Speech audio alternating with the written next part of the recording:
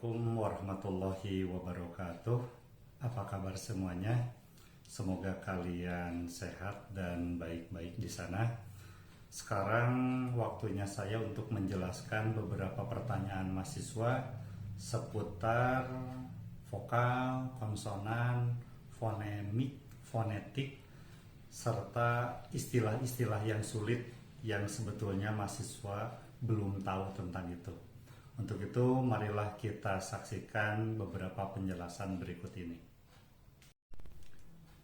Bagian pertama yang harus kita tahu sebelum kita mengetahui vokal, konsonan, serta unsur suprasegmental lain dalam fonologi, terlebih dahulu kita review tentang alat ucap manusia untuk menghasilkan bunyi. Marilah kita lihat alat ucap di sebelah kanan saya. Yang pertama, kita lihat di sana ada bilabial. Jadi bilabial itu adalah posisi di mana alat ucap bagian depan mengeluarkan bunyi. Kemudian selanjutnya ada labiodental. Nah, setelah labiodental ada bunyi dental. Kemudian dari dental itu ada alveolar.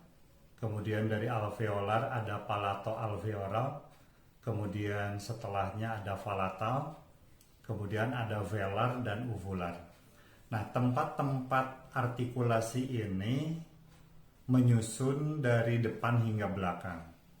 Harus kita ketahui bahwa urutan ini akan mempengaruhi kita dalam membaca tabel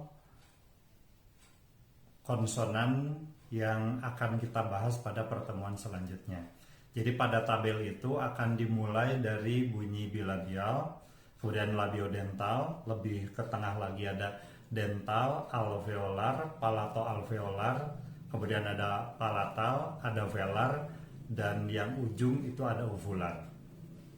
Nah, tempat-tempat organ ucap ini harus kita pahami, sebab nanti ke depan ketika kita mau mengetahui bunyi ini itu diucapkan di mana, kita harus mengetahui tempat-tempat mulai dari depan, yaitu bilabial, labiodental, dental, alveolar, palato-alveolar, palatal, uvular, dan velar.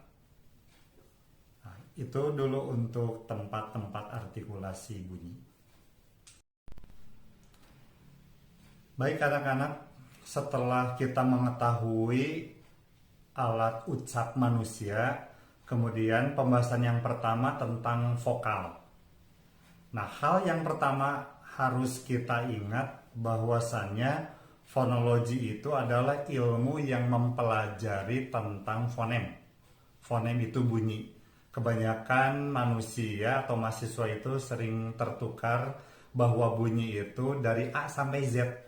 Padahal itu adalah bahasa Latin. Kalau A, B, C, D sampai Z itu adalah bahasa Latin. Dalam fonologi kita membahas tentang font, jadi tentang suaranya. Apalagi bahasa Inggris, kalau tadi disebutkan A sampai Z itu adalah bahasa Latin, bahasa Inggris itu tidak demikian. Kebanyakan orang berpikir bahwa vokal itu ada 5, yaitu A, I, U, E, O, kemudian konsonan adalah sisanya.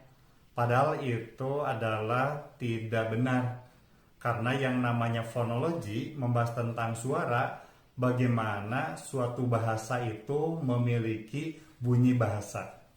Salah satunya adalah bahasa Inggris. Nah, kalau bahasa Inggris itu berapa vokal? Jawabannya adalah 5, itu adalah tidak benar. Karena itu adalah bahasa Latin.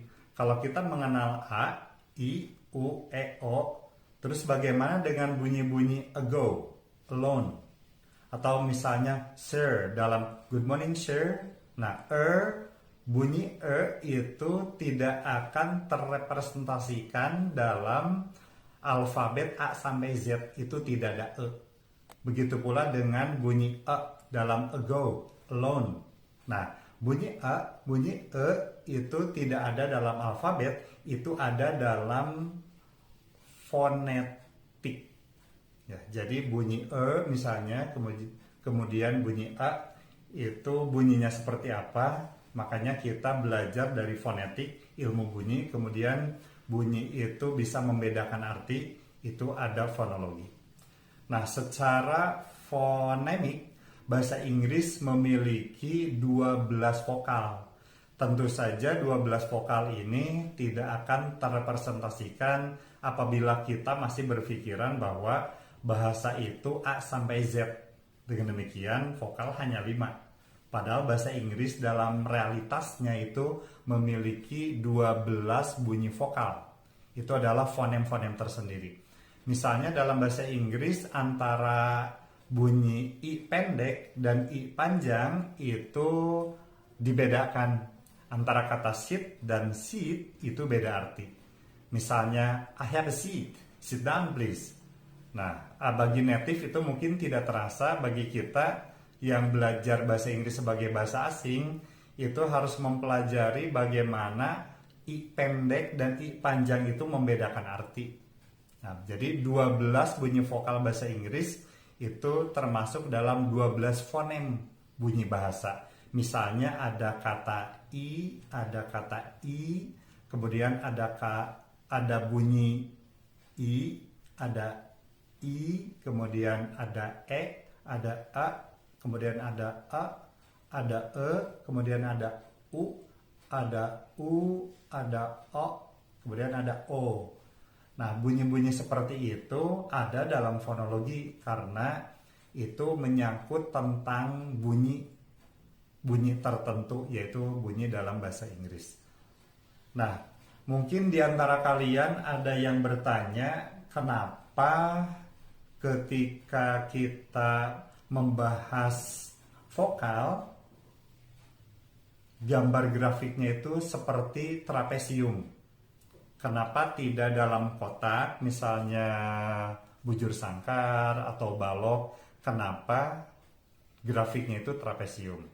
Kita harus tahu bahwa dalam pembagian vokal itu ada yang disebut dengan vokal depan, vokal tengah, vokal belakang. Itu mengacu pada vokal dihasilkan dari depan, kemudian ada di tengah, kemudian ada di belakang. Dan vokal juga dibagi ke dalam vokal yang tertutup sampai terbuka. Misalnya tertutup I, kemudian E, kemudian A. Nah, itu juga adalah pembagian vokal. Nah, vokal-vokal itu dianalogikan seperti gambar berikut ini. Nah, organ of speech manusia itu seperti yang ada pada gambar. Nah, kemudian letak trapesium itu mewakili gambar lidah. Jadi ada lidah bagian depan, kemudian lidah bagian tengah, kemudian lidah bagian belakang. Nah, itu dia. Jadi lidah itu dari mulai depan sampai belakang itu mewakili trapesium.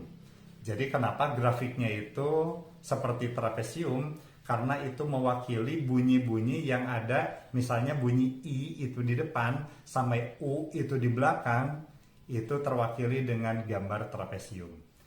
Itulah dia pembagian dan penjelasan tentang vokal. Baik, selanjutnya setelah kita mengetahui vokal dalam bahasa manapun termasuk bahasa Inggris, ada yang disebut dengan diftong.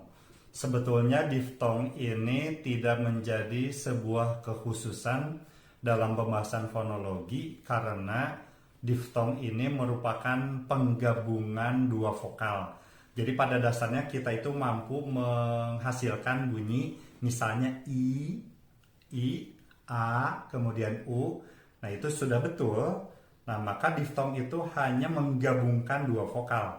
Misalnya dalam bahasa Inggris ada hear. Nah, berarti ada dua vokal, di sana ada ear.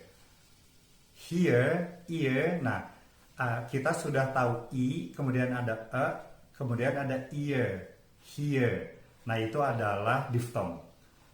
Alangkah baiknya kita mengetahui beberapa diftong. Yang pertama tadi setelah saya sebutkan ear, kemudian ada A, kemudian ada air, kemudian ada I, kemudian ada au, ada oi, dan ue. Misalnya pure, ue, itu, atau boy, oi. Nah, itu adalah diftong. Selanjutnya berikut adalah contoh-contoh diftong. Yang pertama ada ei, sebetulnya bukan ei tapi ei dalam kata date.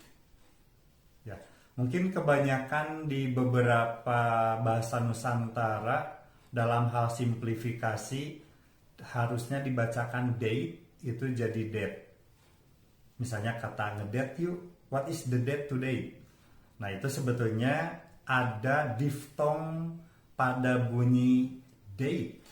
Ada ei, date. Kemudian yang kedua ada ai dalam kata kind. Kind, itu ai. Kemudian ada oi dalam kata toy. Ada eu dalam kata go. Sama ya, mungkin bahasa Nusantara itu go, I want to go, go. Itu padahal ada diftong pada bunyi go. Ada eu, go. Kemudian yang keempat ada au dalam kata found, found. Ya. Dan beberapa contoh yang lainnya. Jadi diftong itu adalah penggabungan dua vokal yang diucapkan dalam satu ketukan. Satu ketukan itu maksudnya adalah ketika ada ei tidak dibaca ei. Kalau dibaca ei itu berarti dua ketukan ei. Tapi ini a, date. Date itu adalah satu ketukan. Jadi boy tidak oi tapi tidak dibaca oi tapi oi, boy, seperti itu.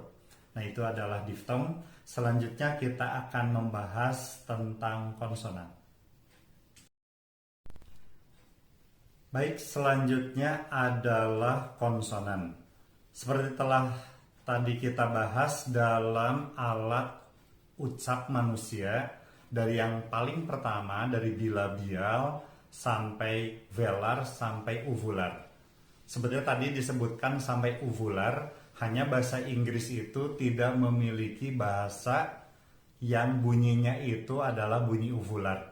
Salah satu bunyi yang dihasilkan di tempat uvular adalah bahasa Arab, yaitu bunyi ak, ak, kalbu ak. Nah, itu ak itu bunyinya di belakang. Dalam bahasa Inggris, pembahasan tempat artikulasi itu biasanya sampai velar atau sampai glotal. Karena glotal itu dimiliki hampir semua bahasa. Baik, yang pertama kita lihat gambar di samping, yaitu bilabial. Bi itu artinya dua, labial itu adalah bibir. Jadi bunyi yang dihasilkan dari dua bibir ini. Misalnya up, Nah, yang pertama harus kita tahu bahwa dalam artikulasi bunyi konsonan itu ada tempat artikulasi atau place of articulation. Jadi dari segi place of articulation, bunyi up itu ya udah up. Nah, baru ketika ada cara atau manner of articulation bahwa up itu harus diucapkan dengan plosive atau stop, baru itu pah atau beh. Kalau dari segi tempatnya saja, place of articulation, up itu up dihasilkan dari dua bibir ini, up, begitu. Ya, jadi bunyi itu ada dua kategori seperti ada dalam silabus kita. Yang pertama itu adalah place of articulation, kemudian yang kedua itu manner of articulation. Place berarti hanya membicarakan tempatnya saja, yaitu misalnya di bilabial up. Nah, itu ada di tempatnya saja di sini. Kalau sudah bicara manner of articulation, masih sama dengan bilabial up, tapi diucapkannya itu dengan cara plosive atau stop, yaitu dengan cara dikeluarkan. Pah, bah. Baik, jadi kalau dari segi place of articulation-nya saja, itu kita berbicara tentang tempat. Jadi tempat itu ada yang dengan bilabial, yaitu up dan kemudian ada labiodental. Labio itu bibir, kemudian dental itu adalah gigi. Nah, jadi bunyi yang dihasilkan dari antara bibir dan gigi, yaitu dan itu labiodental. Kemudian bunyi dental. Bunyi dental itu bunyi-bunyi yang dihasilkan dari antara gigi, yaitu f dan r. Kemudian alveolar itu ada at, kemudian ada ed, ada s, ada z, ada n, l, sama r. Kemudian ada palatoalveolar. Ini di bahasa Nusantara itu mungkin tidak ada. Bahasa Inggris itu punya sh dan ej, sh dan ej. Ada s, ada sh. Nah, kalau s itu adalah di tempat alveolar, kalau sh itu di palatoalveolar. Seperti telah kita bahas di tempat artikulasi, kalau alveolar itu tengah, kalau palatoalveolar itu sebelah belakang lagi. Berarti kalau sh itu di tengah, kalau sh itu agak di belakang. Jadi ada bunyi sh, ada bunyi ej. Kemudian masih di palatoalveolar kita mengenal bunyi ej dan ej. Kemudian di sebelah belakang ada ak dan eg. Ada ak dan eg. Kemudian ada eng juga. Kemudian glotal, bunyi glotal itu adalah bunyi glotis, sebetulnya nyaris tanpa suara, yaitu bunyi. Baik, itu adalah place of articulation. Jadi ada 1, 2, 3, 4, 5, 6, 7, 8. Ada 8 places of articulation, yaitu bilabial, labiodental, dental, alveolar, palatoalveolar, palatal, velar, dan glotal. Itu adalah tempat di mana bunyi dihasilkan. Kita sebagai calon sarjana, calon linguis harus tahu tempat artikulasi, karena nanti ke depan kita akan mengidentifikasi, menganalisis bunyi itu keluar dari mana tempatnya. Sehingga kalian sebagai calon sarjana harus tahu tempat-tempat artikulasi bunyi. Selanjutnya kita akan membahas tentang manner of articulation. Baik, kita sekarang masih membahas tentang konsonan, dengan lebih spesifik membahas tentang manner of articulation atau cara mengartikulasikan bunyi. Dalam cara mengartikulasikan bunyi itu ada plosive. Plosive itu disebut dengan stop. Ya, kalau dalam bahasa Indonesia disebut dengan hambat. Jadi ada plosive atau stop, kemudian ada fricative, ada affricates, ada nasals, ada approximant, dan lateral. Baik, ketika kita tadi membahas tentang place of articulation, itu ada up dan up. Sekarang caranya itu harus diplosifkan jadi pah, bah. Kenapa itu plosive? Karena kita tidak mungkin dalam place of articulation itu up dan bunyi itu up. Pasti ketika kita bicara pen, misalnya pencil, pin, pasti itu plosive, pin, ada udara yang keluar. Nah, itu disebut dengan manner of articulation, itu caranya. Jadi tempatnya itu di bilabial, kemudian caranya itu diletupkan. Jadi pah dalam kata pencil, pin. Kecuali kalau bilabialnya itu ada di akhir dalam kata stop. Nah, up-nya memang itu di akhir stop. Tapi itu tetap bilabial. Nah, caranya itu adalah plosive. Tadi diletupkan pah, bah. Kemudian alveolar juga yang tadi bunyinya itu jadi tah, jadi dah. Nah, ketika kita sudah bicara manner of articulation, berarti kita bisa mengucapkan bunyi itu dengan sempurna. Dalam artian, orang tahu ada ini tuh bunyinya itu up atau pah. Kata orang up, kata orang pah. Up itu betul dari segi place of articulation, kemudian pah itu betul karena dari segi manner. Jadi ketika bunyi itu diucapkan dengan place dan manner, yang lengkap itu menjadi pah. Baik, saya ulangi lagi, plosive itu ada 6 bunyi. Ada pah, bah, tah, dah, kah, gah. Kenapa itu disebut dengan kah dan gah?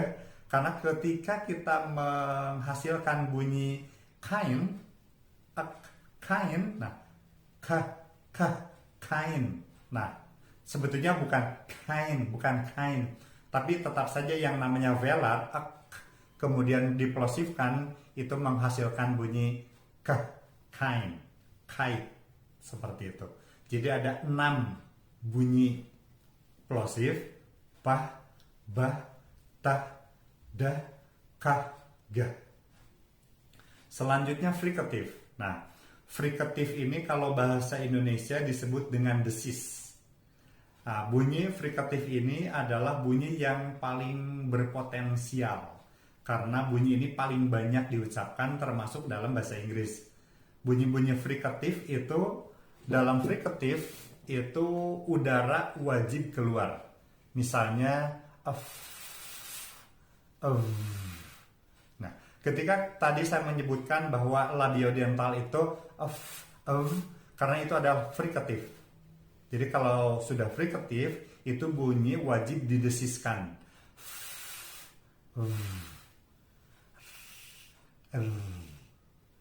Nah, jadi bunyi-bunyi secara fonem itu tidak diikuti dengan vokal. Biasanya vokal itu ada untuk menyederhanakan bunyi. Misalnya kita tahu A, B, C, D, E, F. Kenapa itu jelas? Karena itu ada vokal. Misalnya B, pada bunyi yang betulnya itu em. Cuma orang sulit mengucapkan plosif em.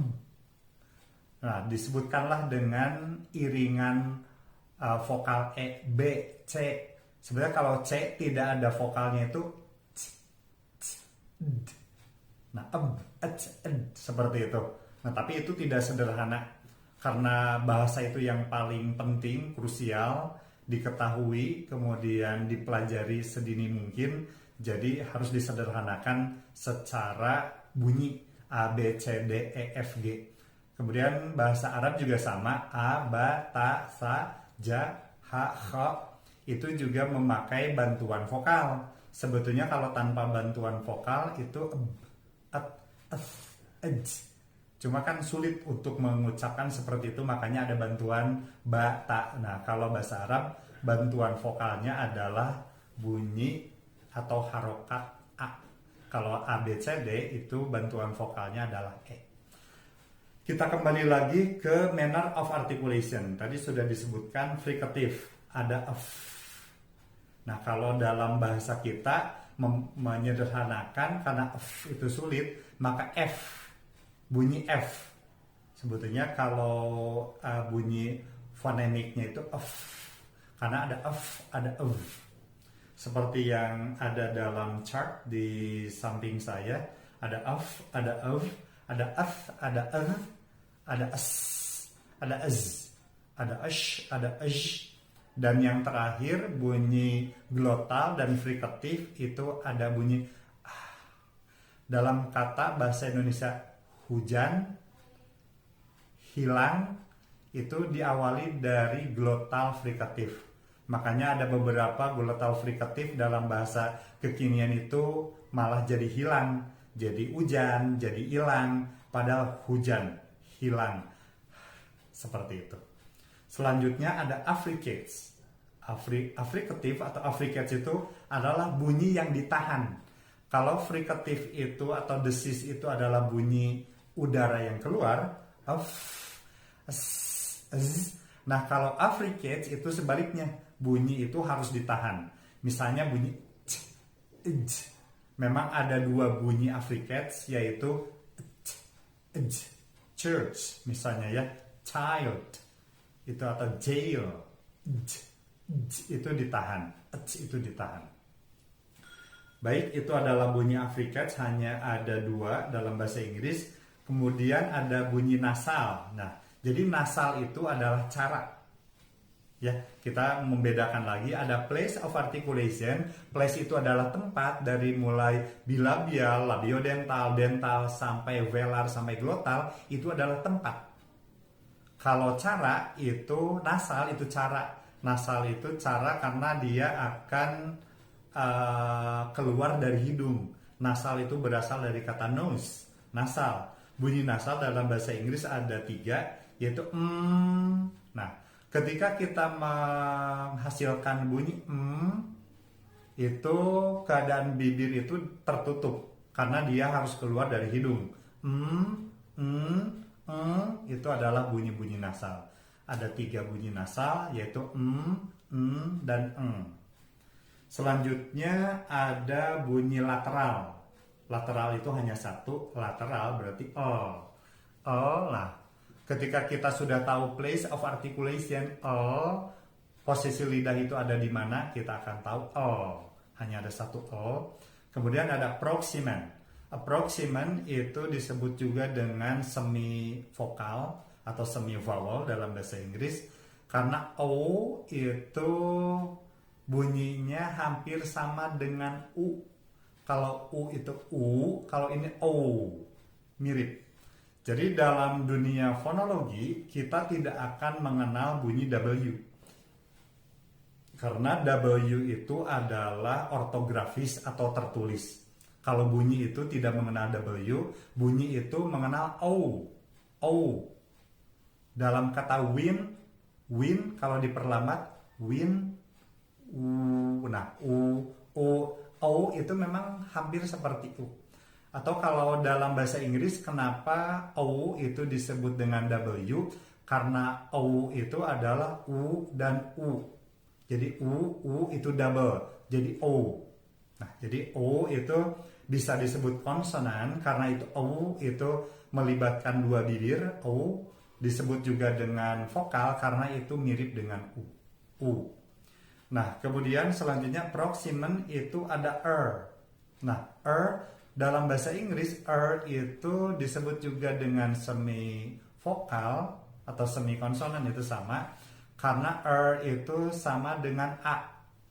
Misalnya you are student, you are. Nah, dalam kata are itu seperti A, you are good, you are student. Nah, R itu disebut juga dengan semi vokal atau semi konsonan. Baiklah, sekarang kita akan membahas tentang voicing.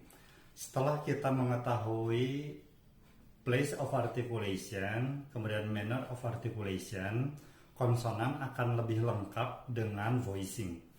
Voicing ini adalah suara di mana vocal cord itu bergetar atau tidak dalam menghasilkan bunyi. Voicing ini terdiri dari 2 kategori. Yang pertama voiced, itu bergetar. Voiceless, itu tidak bergetar. Apa maksudnya? Bergetar atau tidak bergetar itu adalah posisinya ada di vocal cords di sini. Misalnya kategori bunyi bilabial plosive itu ada 2, yaitu up dan atau pah, bah. Nah, dalam menghasilkan pah, sebetulnya vocal cords kita itu tidak bergetar. Berbeda dengan Makanya ada beberapa yang nanya, apa sih bedanya up dan dalam satuan yang paling kecil, seperti mirip. Tapi kalau kita tahu dari voicing itu ada voice dan voiceless, maka kita tahu bahwa bedanya up dan itu hanya berbeda pada voiceless dan voice saja. Pada posisi up, vocal cord itu tidak bergetar, berarti up itu voiceless. Sedangkan itu adalah voice. Nah, makanya kenapa ini disebut pelengkap dalam hal konsonan, karena nama ilmiah sebuah bunyi itu mulai dari place of articulation, manner of articulation, dan voicing. Sehingga nama ilmiah untuk bunyi up itu adalah bilabial, plosive, voiceless. Nah, jadi kalau itu berarti bilabial, plosive, voiced. Nah, jadi ketika kita membunyikan nah ini bergetar, itu bergetar. Beda dengan itu tidak bergetar. Sehingga dalam voicing itu hanya 2 kategori, voiced dan voiceless. Kita mulai dari bilabial. Tadi up itu voiceless dan itu adalah voice. Masih di bunyi bilabial ada Coba kita identifikasi bergetar atau tidak. Oke, bergetar. Jadi itu bilabial, nasal, voiced, itu nama ilmiahnya.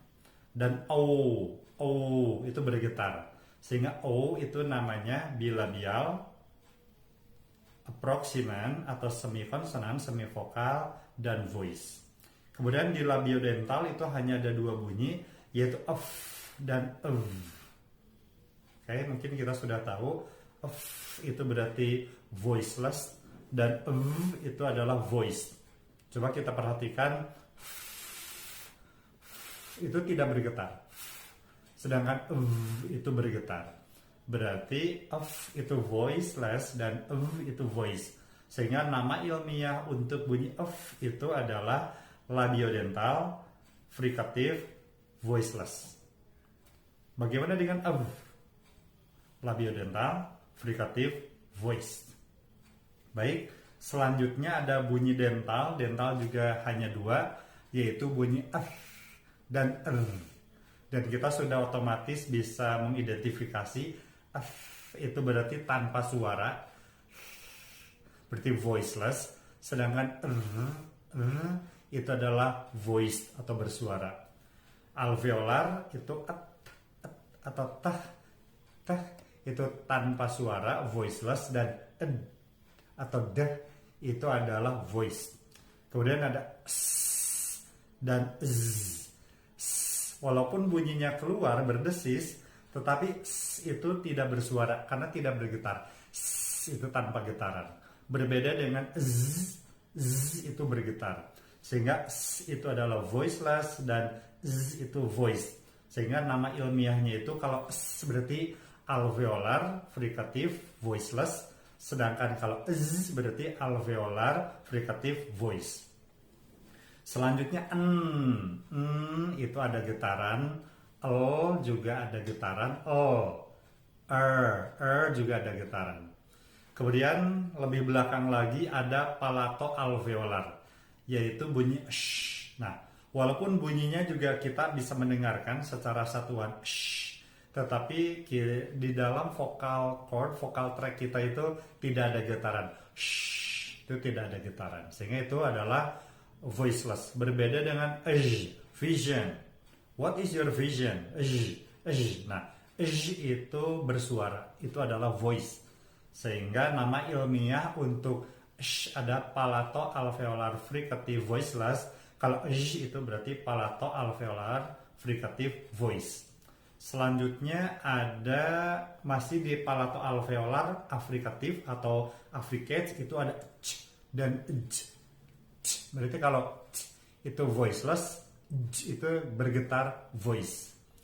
Selanjutnya ada k dan g, atau k, itu tanpa suara, itu bersuara. Sehingga itu adalah voiceless dan itu voice.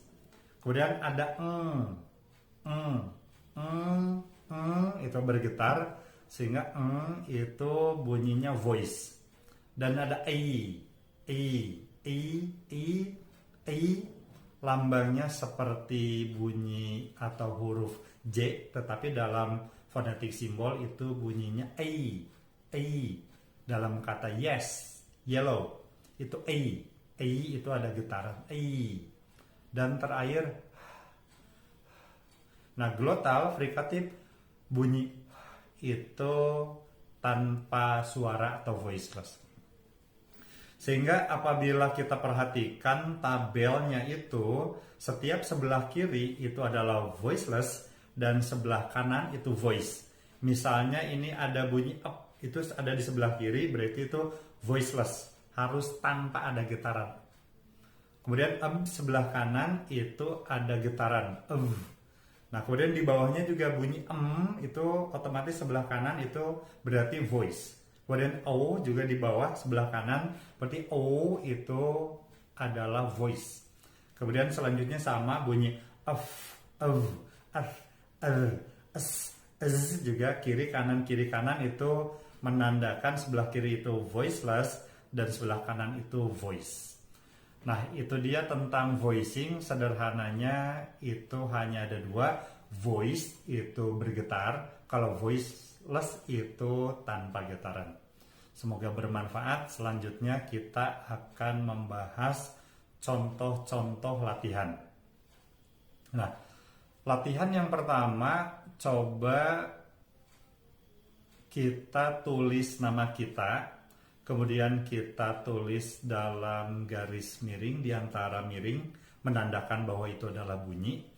Kemudian kita identifikasi dan analisis nama-nama bunyi untuk nama kita. Misalnya nama saya DEDI Sulaiman. Misalnya bunyi D. Kalau D itu adalah alveolar, kemudian plosive, dan itu voice. Berarti bunyi saya itu wajib alveolar, plosive, voice, ad. Dedi, ad-nya sama ya. Kemudian Sulaiman, misalnya S. S-nya itu adalah bunyi alveolar. S. Kemudian alveolar itu berarti frikatif. Kemudian S itu tanpa suara. Berarti bunyi S itu nama ilmiahnya adalah alveolar, frikatif, voiceless, dan seterusnya. Coba Anda tulis nama Anda, kemudian garis miring, hurufnya kecil, itu menandakan bunyi. Vokalnya dibiarkan saja. Nah, konsonannya coba kita sambil mengingat-ingat namanya, mulai dari place of articulation, manner of articulation, kemudian voicing. Baik, sampai di sini dulu untuk pembahasan mereview, mulai dari vokal, kemudian ada diftong, kemudian konsonan, ada place of articulation, manner of articulation, sampai voicing. Kalau ada pertanyaan terkait dengan beberapa hal seperti yang telah dibahas, ditunggu di komen, nanti akan kita bahas via tulisan. Kalau kira-kira sulit untuk membahas tulisan, akan saya jawab via video, karena misalnya bunyi-bunyi kemudian itu susah kalau dijelaskan secara tertulis. Sampai di sini dulu, sekian, terima kasih. Semoga video ini bermanfaat. Billahi taufiq wal hidayah. Wassalamualaikum warahmatullahi wabarakatuh.